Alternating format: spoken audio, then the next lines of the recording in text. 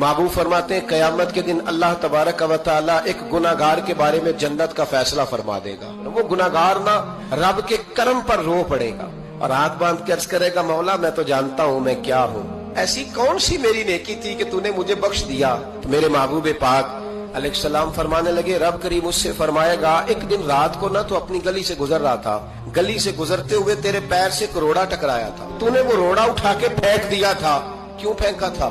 तो नेकी चूंकि उसकी नजर में मामूली थी तो वो भूल चुका था। कहेगा या अल्लाह वो वाला रोड़ा, मालिक करीम वो तो मैंने इसलिए उठाया था कि मेरे मोहल्ले में बूढ़े भी रहते हैं, बीमार भी रहते हैं, बच्चे भी रहते हैं, कमजोर भी रहते हैं, इसलिए उठाया था किसी को ठोकर न लग जाए। रब करीम ने फरमाया, तू रात के अंधेरों में रोड़े उठा उठा के मेरे बंदों का ख्याल रखे तो मैं आज कयामत के दिन तेरा ख्याल ना रखूं। फरमाया, उस एक रोड़े के उठाने की बरकत से मैंने तेरे लिए जन्नत का फैसला